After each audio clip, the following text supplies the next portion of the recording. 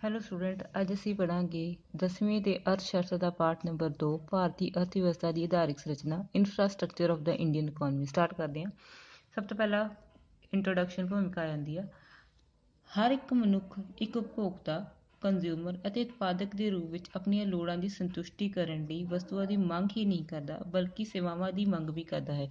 ਸਾਨੂੰ ਬਹੁਤ ਸਾਰੀਆਂ ਚੀਜ਼ਾਂ ਆਪਣੀਆਂ ਲੋੜਾਂ ਦੀਆਂ ਪੂਰੀਆਂ ਕਰਨ ਦੇ ਲਈ ਸਾਨੂੰ ਵਸਤੂਆਂ ਦੀ ਲੋੜ ਹੁੰਦੀ ਹੈ। ਵਸਤੂਆਂ ਦੇ ਨਾਲ ਨਾਲ ਸਾਨੂੰ ਕਈ ਸੇਵਾਵਾਂ ਦੀ ਲੋੜ ਵੀ ਪੈਂਦੀ ਹੈ ਆਪਣੀ ਜਿਹੜੀ ਲੋੜਾਂ ਨੂੰ ਸੰਤੁਸ਼ਟ ਕਰਨ ਲਈ। ਕਿਹੜੀਆਂ ਸੇਵਾਵਾਂ ਹੁੰਦੀਆਂ? ਉਦਾਹਰਨ ਵਜੋਂ ਇੱਕ ਉਪਭੋਗਤਾ ਸਿਰਫ ਰੋਟੀ, ਕੱਪੜਾ, ਮਕਾਨ, ਰੇਡੀਓ ਜਾਂ ਫਰਿੱਜ ਦੀ ਹੀ ਮੰਗ ਨਹੀਂ ਕਰਦਾ। ਇਹ ਸਾਰੀਆਂ ਚੀਜ਼ਾਂ ਅਸੀਂ ਮੰਗਦੇ ਹਾਂ, ਬਟ ਇਹ ਤੋਂ ਇਲਾਵਾ ਸਾਨੂੰ ਹੋਰ ਕੀ ਚਾਹੀਦਾ?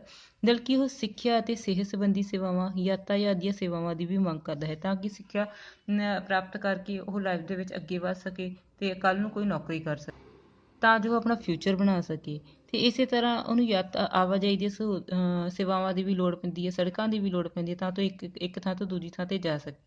ਇਹਨਾਂ ਨੂੰ ਉਪਭੋਗਤਾ ਸੇਵਾਵਾਂ ਕਿਹਾ ਜਾਂਦਾ ਹੈ। ਇਹ ਹਰ ਇੱਕ ਦੀ ਲੋੜ ਬਣ ਗਈ ਆ। ਇਸੇ ਤਰ੍ਹਾਂ ਇੱਕ ਉਤਪਾਦਕ ਨੂੰ ਕੱਚਾ ਮਾਲ ਕਾਰਖਾਨੇ ਤੱਕ ਪਹੁੰਚਾਉਣ ਦੇ ਲਈ, ਜਿਹੜਾ ਚੀਜ਼ਾਂ ਬਣਾਉਣਾ ਉਹਨੂੰ ਕੱਚਾ ਮਾਲ ਆਪਣੇ ਕਾਰਖਾਨੇ ਤੱਕ ਲਿਜਾਣ ਲਈ, ਅਤੇ ਤਿਆਰ ਮਾਲ ਨੂੰ ਕਾਰਖਾਨੇ ਤੋਂ ਬਾਜ਼ਾਰ ਤੱਕ ਪਹੁੰਚਾਉਣ ਦੇ ਲਈ, ਜਿਹੜਾ ਉਹ ਵਸਤੂਆਂ ਬਣਾਉਂਦਾ ਉਹਨੂੰ ਬਾਜ਼ਾਰ ਤੱਕ ਪਹੁੰਚਾਉਣ ਦੇ ਲਈ ਢੋਆ ਦੀਆਂ ਸੇਵਾਵਾਂ, ਲੋਡਿੰਗ ਅਨਲੋਡਿੰਗ ਕਰਨ ਦੀਆਂ, ਮਤਲਬ ਕਿ ਆਵਾਜਾਈ ਦੇ ਸਾਧਨ ਚਾਹੀਦੇ ਨੇ ਉਹਨੂੰ, ਮਸ਼ੀਨਾਂ ਚਲਾਉਣ ਲਈ ਉਹਨੂੰ ਬਿਜਲੀ ਚਾਹੀਦੀ ਹੈ, ਖੇਤਾਂ ਨੂੰ ਪਾਣੀ ਦੇਣ ਲਈ ਸਿੰਚਾਈ ਦੇ ਸਾਧਨ ਚਾਹੀਦੇ ਨੇ, ਟਿਊਬਵੈੱਲ ਵਗੈਰਾ, ਮਜ਼ਦੂਰਾਂ ਦੀ ਕਾਰਜਕੁਸ਼ਲਤਾ ਬਣਾਉਣ ਲਈ ਸਿੱਖਿਆ ਚਾਹੀਦੀ ਹੈ ਤਾਂ ਕਿ ਉਹ ਵਧੀਆ ਕੋਰਸ ਕਰਨਗੇ ਤਾਂ ਉਹਦੇ ਵਿੱਚ ਐਕਸਪਰਟ ਹੋ ਜਾਣਗੇ ਆਪਣੇ ਕੰਮ ਦੇ ਵਿੱਚ। ਸਿਹਤ ਨਾਲ ਸੰਬੰਧਿਤ ਸੇਵਾਵਾਂ ਦੀ ਲੋੜ ਹੈ। ਸਿਹਤ ਇਸ ਕਰਕੇ ਜ਼ਰੂਰੀ ਆ ਕਿ ਕਿਸੇ ਵੀ ਕੰਮ ਕਰਨ ਨੂੰ ਬੰਦੇ ਦਾ ਸਿਹਤਮੰਦ ਹੋਣਾ ਜ਼ਰੂਰੀ ਹੈ। ਇਹਨਾਂ ਸੇਵਾਵਾਂ ਨੂੰ ਉਤਪਾਦਕ ਸੇਵਾਵਾਂ ਜਾਂ ਇਨਪੁਟ ਕਹਿੰਦੇ ਹਨ। ਪ੍ਰੋਡਿਊਸਰ ਸਰਵਿਸਿਜ਼ ਜਾਂ ਇਨਪੁਟ ਕਿਹਾ ਜਾਂਦਾ ਹੈ। ਇਹ ਸਰਕਾਰ ਵੱਲੋਂ ਦਿੱਤੀਆਂ ਜਾਂਦੀਆਂ ਸਾਨੂੰ। ਉਤਪਾਦਕ ਸੇਵਾਵਾਂ ਅਤੇ ਉਪਭੋਗਤਾ ਸੇਵਾਵਾਂ ਨੂੰ ਪ੍ਰਦਾਨ ਕਰਨ ਲਈ ਕੁਝ ਸਹੂਲਤਾਂ। ਹੁਣ ਜਿਹੜੀਆਂ ਇਹ ਸੇਵਾਵਾਂ ਪ੍ਰਦਾਨ ਕਰਨ ਲਈ ਸਾਨੂੰ ਕਿਹੜੀ ਫੈਸਿਲਿਟੀਜ਼ ਦੀ ਲੋੜ ਪੈਂਦੀ ਆ?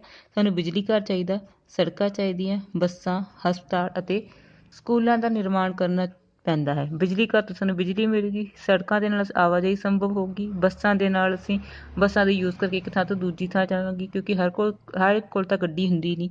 ਹਸਪਤਾਲ ਸਿਹਤ ਲਈ ਜ਼ਰੂਰੀ ਹੈ। ਸਕੂਲਾਂ ਦਾ ਨਿਰਮਾਣ ਸਿੱਖਿਆ ਦੇਣ ਲਈ ਕਰਨਾ ਪੈਂਦਾ।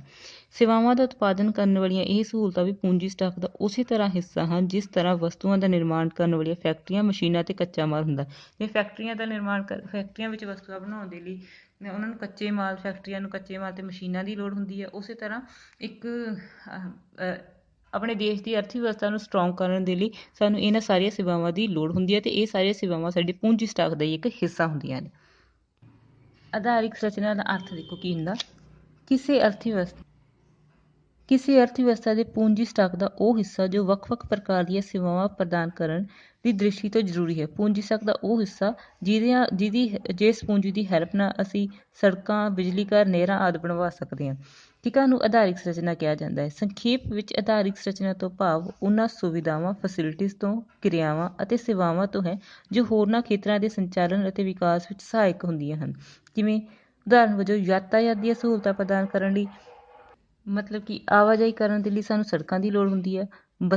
ਸੜਕਾਂ 'ਤੇ ਚੱਲਣ ਲਈ ਬੱਸਾਂ, ਰੇਲਵੇ ਚਾਹੀਦੀ ਹੁੰਦੀ ਸਾਨੂੰ। ਸਿਹਤ ਦੀਆਂ ਸਹੂਲਤਾਂ ਦੇਣ ਲਈ ਹਸਪਤਾਲ ਚਾਹੀਦੇ ਆ। ਸਿੰਚਾਈ ਦੀਆਂ ਸਹੂਲਤਾਂ ਦੇਣ ਲਈ ਨਹਿਰਾਂ, ਖੂਹ ਹੋਣੇ ਚਾਹੀਦੇ ਨੇ। ਇਹ ਸਾਰੇ ਪੂੰਜੀ ਸਟਾਕ ਆਧਾਰਿਕ ਸੰਰਚਨਾ ਕੋ ਹੁੰਦੇ ਆ, ਕਿਉਂਕਿ ਇਹਨਾਂ ਦੀ ਯੂਜ਼ ਕਰਕੇ ਅਸੀਂ ਕਿਸੇ ਨਾ ਕਿਸੇ ਖੇਤਰ ਦੇ ਵਿਕਾਸ ਦੇ ਵਿੱਚ ਸਹਾਇਤਾ ਦਿੰਦੇ ਹਾਂ।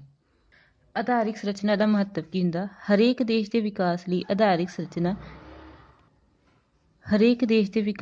ਆਧਾਰਿਕ ਸੰਰਚਨਾ ਜਿਵੇਂ ਬਿਜਲੀ, ਯਾਤਾਯਾਤ, ਸੰਚਾਰ ਦੇ ਸਾਧਨ, ਕਮਿਊਨੀਕੇਸ਼ਨ ਦੇ ਸਾਧਨ ਜਿਵੇਂ ਟੈਲੀਫੋਨ, ਇੰਟਰਨੈੱਟ, ਕੰਪਿਊਟਰ ਆਦਿ ਦੇ ਬਹੁਤ ਮਹੱਤਵ ਹੈ। ਇਹ ਆਰਥਿਕ ਵਿਕਾਸ ਦੀ ਆਰੰਭਿਕ ਦਿਸ਼ਾ ਹੈ।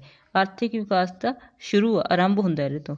ਇਹਨਾਂ ਦਾ ਉਚਿਤ ਮਾਤਰਾ ਵਿੱਚ ਹੋਣਾ ਵਿਕਾਸ ਦਾ ਆਧਾਰ ਹੈ। ਜੇ ਇਹ ਸਾਨੂੰ ਉਚਿਤ ਮਾਤਰਾ ਵਿੱਚ ਮਿਲਦੀਆਂ ਰਹਿਣਗੀਆਂ ਤਾਂ ਸਾਡਾ ਵਿਕਾਸ ਸੰਭਵ ਹੈ। ਜੇ ਇਹਨਾਂ ਦਾ ਥੋੜ੍ਹੀ ਮਾਤਰਾ ਵਿੱਚ ਹੋਣਾ ਆਰਥਿਕ ਵਿਕਾਸ ਵਿੱਚ ਸਭ ਤੋਂ ਵੱਡੀ ਰੁਕਾਵਟ ਹੈ। ਜੇ ਇਹ ਥੋੜ੍ਹੀ ਮਾਤਰਾ ਵਿੱਚ ਹੋਣਗੇ ਤਾਂ ਸਾਡੇ ਆਰਥਿਕ ਵਿਕਾਸ ਦੇ ਵਿੱਚ ਬਹੁਤ ਵੱਡੀ ਰੁਕਾਵਟ ਪੈਦਾ ਹੋ ਜੂਗੀ। ਹਰੇਕ ਅਲਪ ਵਿਕਸਿਤ ਜਿਹੜਾ ਘੱਟ ਵਿਕਸਿਤ ਦੇਸ਼ ਉਦਯੋਗਾਂ ਅਤੇ ਖੇਤੀਬਾੜੀ ਦੇ ਵਿਕਾਸ ਲਈ ਆਧਾਰਿਕ ਸੰਰਚਨਾ ਦੀ ਕਾਫੀ ਮਾਤਰਾ ਵਿੱਚ ਉਪਲਬਧ ਹੋਣ ਦੀ ਲੋੜ ਹੈ। ਜਿਹੜਾ ਦੇਸ਼ ਘੱਟ ਵਿਕਸਿਤ ਹੋਵੇ ਉਹਨਾਂ ਦੇ ਲਈ ਆਧਾਰਿਕ ਸੰਰਚਨਾ ਬਿਜਲੀ ਦੇ ਸਾਧਨ ਹੋ ਗਏ, ਬਿਜਲੀ ਘਰ ਹੋ ਗਿਆ ਜਾਂ ਬਿਜਲੀ ਦੇ ਸਾਧਨ ਹੋ ਗਏ, ਯਾਤਾਯਾਤ ਦੇ ਸਾਧਨ ਹੋ ਗਏ, ਸੰਚਾਰ ਦੇ ਸਾਧਨ ਹੋ ਗਏ। ਕਿਸੇ ਵੀ ਦੇਸ਼ ਦੇ ਵਿਕਾਸ ਦੇ ਲਈ ਇਹਨਾਂ ਦਾ ਬਹੁਤ ਮਾਤਰਾ ਦੇ ਵਿੱਚ ਉਪਲਬਧ ਹੋਣਾ ਜ਼ਰੂਰੀ ਹੁੰਦਾ। ਆਧਾਰਿਕ ਸੰਰਚਨਾ ਦੀ ਕਮੀ ਕਾਰਨ ਉਦਯੋਗਾਂ, ਖੇਤੀਬਾੜੀ ਆਦਿ ਖੇਤਰਾਂ ਦੇ ਵਿਕਾਸ ਵਿੱਚ ਰੁਕਾਵਟਾਂ ਪੈਦਾ ਹੋ ਜਾਂਦੀਆਂ ਹਨ।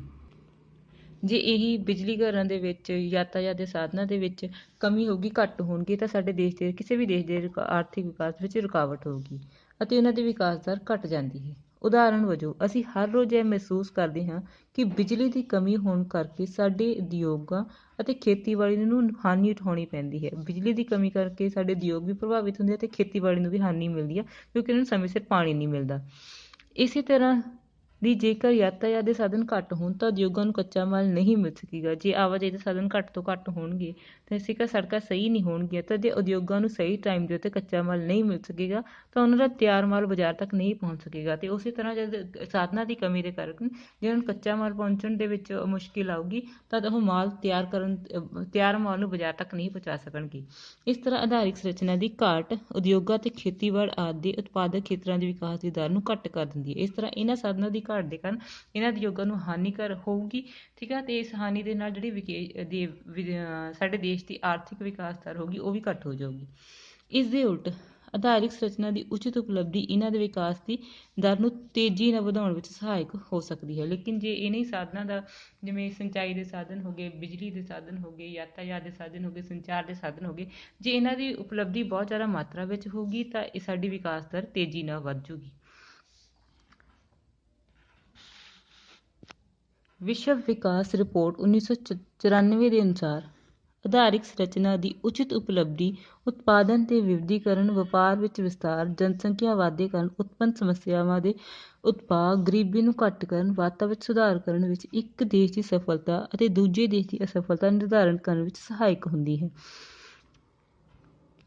ਕਿਸੇ ਵੀ ਦੇਸ਼ ਦੀ ਜਿਹੜੀ ਆਧਾਰਿਕ ਸੰਰਚਨਾ ਹੁੰਦੀ ਆ ਉਹੀ ਡਿਸਾਈਡ ਕਰਦੀ ਆ ਕਿ ਦੇਸ਼ ਵਿੱਚ ਜਿਹੜਾ ਵਪਾਰ ਆ ਉਹ ਕਿਸ ਤਰੀਕੇ ਨਾਲ ਫੈਲ ਰਿਹਾ, ਕਿੰਨਾ ਫੈਲ ਰਿਹਾ। ਜੇ ਜਨਸੰਖਿਆ ਦਾ ਵਾਧਾ ਹੋ ਰਿਹਾ ਤਾਂ ਉਹਦੇ ਨਾਲ ਕਿਹੜੀਆਂ ਸਮੱਸਿਆਵਾਂ ਪੈਦਾ ਹੋ ਰਹੀਆਂ ਨੇ ਅਤੇ ਉਹਨਾਂ ਦੇ ਢੰਗ ਕੀ, ਉਹਨਾਂ ਨੂੰ ਸੁਲਝਾਉਣ ਦੇ ਢੰਗ ਕੀ ਮਿਲ ਸਕਦੇ ਨੇ, ਅਤੇ ਉਹਨਾਂ ਨੂੰ ਗਰੀਬੀ ਘੱਟ ਕਰਨ ਦੇ ਕਿਹੜੇ ਤਰੀਕੇ ਅਪਣਾਉਣੇ ਚਾਹੀਦੇ ਆ, ਵਾਤਾਵਰਣ ਨੂੰ ਕਿਵੇਂ ਸਾਫ਼ ਰੱਖਣਾ ਚਾਹੀਦਾ। ਅਤੇ ਨਾਲ ਹੀ ਇਹ ਵੀ ਪਤਾ ਲੱਗਦਾ ਕਿ ਇੱਕ ਦੇਸ਼ ਦੀ ਸਫਲਤਾ ਅਤੇ ਦੂਜੇ ਦੇਸ਼ ਦਾ ਫੇਲੀਅਰ ਜਾਣੀ ਅਸਫਲਤਾ ਨੂੰ ਨਿਰਧਾਰਿਤ ਕਰਨ ਵਿੱਚ ਇਹ ਕਿੰਨਾ ਸਹਾਇਕ ਹੁੰਦੀ ਹੈ। ਆਰਥਿਕ ਵਿਕਾਸ ਦੀ ਦਰ ਘੱਟ ਜਾਂ ਤੇਜ਼ ਹੋਣ ਨਾਲ ਹੀ ਇਹ ਫੈਸਲਾ ਹੁੰਦਾ ਕਿ ਕਿਹੜੇ ਦੇਸ਼ ਸਫਲ ਹੋ ਰਿਹਾ ਅਤੇ ਕਿਹੜਾ ਦੇਸ਼ ਅਸਫਲ ਹੋ ਰਿਹਾ। ਚੰਗੀ ਆਧਾਰਿਕ ਸੰਰਚਨਾ ਉਤਪਾਦਨਾਂ ਨੂੰ ਵਧਾਉਂਦੀ ਹੈ। ਜਦੋਂ ਆਧਾਰਿਕ ਸੰਰਚਨਾ ਚੰਗੀ ਹੋਊਗੀ, ਸਾਧਨ ਚੰਗੇ ਹੋਣਗੇ ਤਾਂ ਉਤਪਾਦਨ ਵਿੱਚ ਵਾਧਾ ਹੋਊਗਾ। ਉਤਪਾਦਨ ਲਾਗਤ ਨੂੰ ਘੱਟ ਕਰਦੀ, ਠੀਕ ਹੈ। ਉਤਪਾਦਨ ਵਿੱਚ ਵਾਧਾ ਜ਼ਰੂਰ ਹੋਊਗਾ, ਲੇਕਿਨ ਉਹਦੇ ਵਿੱਚ ਲਾਗਤ ਹੁੰਦੀ ਹੈ ਜਿਹੜੀ ਉਹਦੀ ਕੀਮਤ ਆ, ਉਤਪਾਦਨ ਦੀ ਕਿਸੇ ਵੀ ਵਸਤੂ ਦੀ ਕੀਮਤ ਉਹਨੂੰ ਘੱਟ ਕਰ ਦਿੰਦੀ ਹੈ। ਪਰੰਤੂ ਇਸ ਦਾ ਵਿਕਾਸ ਤੇਜ਼ ਗਤੀ ਨਾਲ ਅਤੇ ਹੋਰਨਾਂ ਖੇਤਰਾਂ ਦੇ ਵਿਕਾਸ ਤੋਂ ਪਹਿਲਾਂ ਕੀਤਾ ਜਾਣਾ ਚਾਹੀਦਾ ਹੈ। ਇਹ ਤਾਂ ਹੀ ਸੰਭਵ ਹੋਊਗਾ ਜੇ ਆਧਾਰਿਕ ਸੰਰਚਨਾ ਨੂੰ ਤੇਜ਼ ਗਤੀ ਦੇ ਨਾਲ ਵਧਾਇਆ ਜਾਵੇ। ਵਿਸ਼ਵ ਬੈਂਕ ਦੇ ਅਨੁਸਾਰ ਵਿਕਾਸ ਅਤੇ ਆਧਾਰਿਕ ਸੰਰਚਨਾ ਦਾ ਪ੍ਰਤੱਖ ਅਤੇ ਅਨੁਪਾਤਕ ਸੰਬੰਧ ਹੈ। ਵਿਕਾਸ ਦਾ ਅਤੇ ਆਧਾਰਿਕ ਸੰਰਚਨਾ ਦਾ ਬਿਲਕੁਲ ਡਾਇਰੈਕਟ ਸੰਬੰਧ ਹੈ, ਇੱਕ ਦੂਜੇ ਨਾਲ ਇੰਟਰਰਿਲੇਟਡ ਨੇ। ਭਾਵ ਆਧਾਰਿਕ ਸੰਰਚਨਾ ਵਿੱਚ 1% ਵਾਧਾ ਹੋਣਾ, ਉਤਪਾਦਨ ਵਿੱਚ 1% ਵਾਧਾ ਹੋਊਗਾ। ਮਤਲਬ ਕਿ ਜੇ ਆਧਾਰਿਕ ਸੰਰਚਨਾ 1% ਵਧੂਗੀ ਤਾਂ ਜਿਹੜਾ ਤੁਹਾਡਾ ਆਰਥਿਕ ਵਿਕਾਸ ਵੀ 1% ਵੱਧ ਜਾਊਗਾ। ਕੁਝ ਅਰਥਸ਼ਾਸਤਰੀ ਜਿਵੇਂ ਨਰਕਸੇ, ਹਿਰਸ਼ਮੈਨ ਆਦਿ ਆਧਾਰਿਕ ਸੰਰਚਨਾ ਨੂੰ ਸਮਾਜਿਕ ਉਪਰੀ ਲਾਗਤ ਵੀ ਕਹਿੰਦੇ ਹਨ। ਆਰਥਿਕ ਆਧਾਰਿਕ ਸੰਰਚਨਾ, ਇਕੋਨਮਿਕ, ਪਹਿਲਾਂ ਆਧਾਰਿਕ ਸੰਰਚਨਾ ਸੀ, ਹੁਣ ਆਰਥਿਕ ਆਧਾਰਿਕ ਸੰਰਚਨਾ। ਆਰਥਿਕ ਆਧਾਰਿਕ ਸੰਰਚਨਾ ਤੋਂ ਭਾਵ ਪੂੰਜੀ ਸਟਾਕ ਤੋਂ ਹੈ, ਜੋ ਉਤਪਾਦਨ ਪ੍ਰਣਾਲੀ ਨੂੰ ਪ੍ਰਤੱਖ ਸੇਵਾ ਪ੍ਰਦਾਨ ਕਰਦਾ ਹੈ, ਮਤਲਬ ਕਿ ਡਾਇਰੈਕਟ ਤੌਰ 'ਤੇ ਪ੍ਰਭਾਵਿਤ ਕਰਦਾ ਸਾਡੀ ਪ੍ਰੋਡਕਸ਼ਨ ਨੂੰ। ਉਦਾਹਰਨ ਦੇ ਵਜੋਂ ਦੇਸ਼ ਦੀ ਯਾਤਾਯਾਤ ਪ੍ਰਣਾਲੀ, ਠੀਕ ਹੈ, ਸੜਕਾਂ, ਰੇਲਵੇ, ਸੜਕਾਂ, ਹਵਾਈ ਸੇਵਾਵਾਂ, ਉਤਪਾਦਨ ਅਤੇ ਵਿਤਰਨ ਪ੍ਰਣਾਲੀ, ਵਿਤਰਨ ਹੁੰਦੀ ਆ ਵੰਡ ਪ੍ਰਣਾਲੀ ਦੇ ਇੱਕ ਹਿੱਸੇ ਦੇ ਰੂਪ ਵਿੱਚ ਸੇਵਾਵਾਂ ਪ੍ਰਦਾਨ ਕਰਦੀ ਹੈ। ਇਸੇ ਤਰ੍ਹਾਂ ਹੀ ਬੈਂਕਿੰਗ ਪ੍ਰਣਾਲੀ ਮੁਦਰਾ ਅਤੇ ਪੂੰਜੀ ਬਾਜ਼ਾਰ ਦੇ ਹਿੱਸੇ ਦੇ ਰੂਪ ਵਿੱਚ ਉਦਯੋਗਾਂ ਅਤੇ ਖੇਤੀਬਾੜੀ ਨੂੰ ਵਿੱਤ, ਮਤਲਬ ਕਿ ਧਨ ਪ੍ਰਦਾਨ ਕਰਦੀ ਹੈ। ਮਹੱਤਵਪੂਰਨ ਆਰਥਿਕ ਸੰਰਚਨਾਵਾਂ ਹੇਠ ਲਿਖੀਆਂ ਹਨ। ਆਰਥਿਕ ਸੰਰਚਨਾਵਾਂ ਕਿਹੜੀਆਂ ਨੇ ਸਾਡੀ? ਪਹਿਲੀ ਹੈਗੀ ਆ ਯਾਤਾਯਾਤ ਅਤੇ ਸੰਚਾਰ, ਟਰਾਂਸਪੋਰਟੇਸ਼ਨ ਐਂਡ ਕਮਿਊਨੀਕੇਸ਼ਨ, ਬਿਜਲੀ ਅਤੇ ਸ਼ਕਤੀ, ਇਲੈਕਟ੍ਰੀਸਿਟੀ ਐਂਡ ਪਾਵਰ, ਸਿੰਚਾਈ, ਇਰੀਗੇਸ਼ਨ, ਬੈਂਕਿੰਗ ਅਤੇ ਦੂਜੀਆਂ ਵਿੱਤੀ ਸੰਸਥਾਵਾਂ, banking and other financial institutions. ਇਹਨਾਂ ਦਾ ਵਰਣਨ ਹੇਠ ਲਿਖੇ ਢੰਗ ਨਾਲ ਕੀਤਾ ਜਾ ਸਕਦਾ ਹੈ। ਹੁਣ ਅਸੀਂ ਇਹਨਾਂ ਚਾਰਾਂ ਨੂੰ ਐਕਸਪਲੇਨ ਕਰਾਂਗੇ। ਸਭ ਤੋਂ ਪਹਿਲਾਂ ਸ਼ੁਰੂ ਕਰਦੇ ਹਾਂ ਯਾਤਾਯਾਤ ਅਤੇ ਸੰਚਾਰ ਤੋਂ, ਟਰਾਂਸਪੋਰਟ ਐਂਡ ਕਮਿਊਨੀਕੇਸ਼ਨ ਤੋਂ। ਕਿਸੇ ਦੇਸ਼ ਦੀ ਯਾਤਾਯਾਤ ਪ੍ਰਣਾਲੀ ਤੋਂ ਭਾਵ ਉਹਨਾਂ ਵੱਖ-ਵੱਖ ਸਾਧਨਾਂ ਤੋਂ ਹੈ ਜੋ ਇੱਕ ਸਥਾਨ ਤੋਂ ਦੂਜੇ ਸਥਾਨ ਤੱਕ ਲੋਕਾਂ ਅਤੇ ਵਸਤੂਆਂ ਨੂੰ ਲਿਆਉਣ ਤੇ ਲੈ ਜਾਣ ਲਈ ਵਰਤੋਂ ਵਿੱਚ ਆਉਂਦੇ ਹਨ, ਯਾਨੀ ਕਿ ਆਵਾਜਾਈ ਦੇ ਸਾਧਨ। ਇਹਨਾਂ ਸਾਧਨਾਂ ਆਵਾਜਾਈ ਦੇ ਸਾਧਨ ਕਿਹੜੇ ਹੁੰਦੇ ਦੇਖੋ, ਇਹਨਾਂ ਸਾਧਨਾਂ ਵਿੱਚ ਰੇਲਾਂ, ਸੜਕਾਂ, ਜਲ, ਹਵਾਈ ਯਾਤਾਯਾਤ ਨੂੰ ਸ਼ਾਮਿਲ ਕੀਤਾ ਜਾਂਦਾ ਹੈ।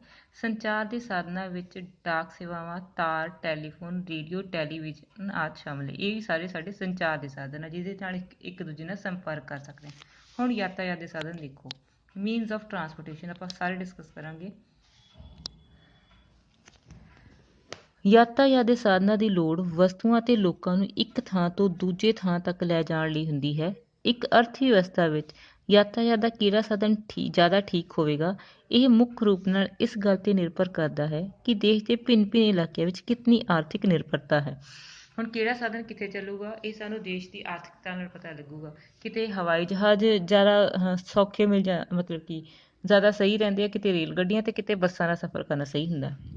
ਜੇਕਰ ਕਿਸੇ ਅਰਥ ਵਿਵਸਥਾ ਦੇ ਭਿੰਨ-ਭਿੰਨ ਖੇਤਰ ਆਰਥਿਕ ਦ੍ਰਿਸ਼ਟੀ ਤੋਂ ਆਤਮ ਨਿਰਭਰ ਹਨ, ਮਤਲਬ ਕਿ ਸਾਰੇ ਖੇਤਰ ਆ ਉਹ ਆਤਮ ਨਿਰਭਰ ਆ, ਉਹਨਾਂ ਨੂੰ ਪੈਸੇ ਦੀ ਕੋਈ ਤੰਗੀ ਨਹੀਂ, ਜਿਵੇਂ ਭਾਰਤ ਦੇ ਪਿੰਡ ਹਨ, ਤਾਂ ਅਜਿਹੀ ਅਰਥ ਵਿਵਸਥਾ ਵਿੱਚ ਯਾਤਾਯਾਤ ਦੇ ਉਹ ਸਾਧਨ ਜ਼ਿਆਦਾ ਠੀਕ ਰਹਿਣਗੇ ਜੋ ਘੱਟ ਦੂਰੀ 'ਤੇ ਯਾਤਾਯਾਤ ਲਈ ਸਭ ਤੋਂ ਸਸਤੇ ਹੋਣ, ਮਤਲਬ ਕਿ ਸਸਤੇ ਤੋਂ ਸਸਤੇ ਆਵਾਜਾਈ ਦੇ ਸਾਧਨ ਇੱਥੇ ਠੀਕ ਰਹਿਣਗੇ ਪਿੰਡਾਂ ਦੇ ਲਈ। ਇਸ ਲਈ ਭਾਰਤ ਵਿੱਚ ਬੈਲ ਗੱਡੀਆਂ, ਘੋੜਾ ਗੱਡੀਆਂ, ਊਂਠਾਂ, ਖੱਚਰਾਂ, ਦੇਸੀ ਕਿਸ਼ਤੀਆਂ ਆਦਿ ਦਾ ਯਾਤਾਯਾਤ ਦੇ ਸਾਧਨ ਦੇ ਰੂਪ ਵਿੱਚ ਜ਼ਿਆਦਾ ਇਸਤੇਮਾਲ ਕੀਤਾ ਜਾਂਦਾ ਹੈ, ਕਿਉਂਕਿ ਇਹ ਸਾਰੇ ਸਾਧਨ ਸਸਤੇ ਹੁੰਦੇ ਆ। ਇਸ ਦੇ ਉਲਟ ਜੇਕਰ ਅਰਥ ਵਿਵਸਥਾ ਦੇ ਵਿਭਿੰਨ ਇਲਾਕਿਆਂ ਵਿੱਚ ਆਪਸੀ ਨਿਰਭਰਤਾ ਪਾਈ ਜਾਂਦੀ ਹੈ ਤਾਂ ਯਾਤਾਯਾਤ ਦੇ ਸਾਧਨ ਜ਼ਿਆਦਾ ਠੀਕ ਸਾਬਤ ਹੋਣਗੇ ਜੋ ਲੰਬੀ ਦੂਰੀ ਤੇ ਭਾਰੀ ਮਾਲ ਲਈ ਸਭ ਤੋਂ ਜ਼ਿਆਦਾ ਸਸਤੇ ਅਤੇ ਤੇਜ਼ ਹੋਣ। ਇਸ ਦੇ ਉਦਾਹਰਨ ਹਨ ਰੇਲਵੇ, ਟਰੱਕ, ਬੱਸਾਂ, ਪਾਣੀ ਦੇ ਜਹਾਜ਼ ਅਤੇ ਹਵਾਈ ਜਹਾਜ਼। ਇਹ ਜਿਹੜੇ ਸਾਧਨ ਨੇ ਇਹ ਤੇਜ਼ ਨੇ ਅਤੇ ਸਸਤੇ ਵੀ ਨੇ। ਭਾਰਤ ਵਿੱਚ ਉਦਯੋਗੀਕਰਨ ਅਤੇ ਖੇਤਰੀ ਆਰਥਿਕ ਵਿਕਾਸ ਵਿੱਚ ਸਮਾਨਤਾ ਲਿਆਉਣ ਦੀ ਪ੍ਰਵਿਰਤੀ ਵਧਣ ਕਾਰਨ ਭਿੰਨ-ਭਿੰਨ ਇਲਾਕਿਆਂ ਵਿੱਚ ਆਪਸੀ ਨਿਰਭਰਤਾ ਵੱਧ ਗਈ ਹੈ, ਮਤਲਬ ਕਿ ਅਲੱਗ-ਅਲੱਗ ਜਿਹੜੇ ਸ਼ਹਿਰ ਨੇ ਉਹ ਇੱਕ ਦੂਜੇ 'ਤੇ ਨਿਰਭਰ ਕਰਨ ਲੱਗੇ ਨੇ।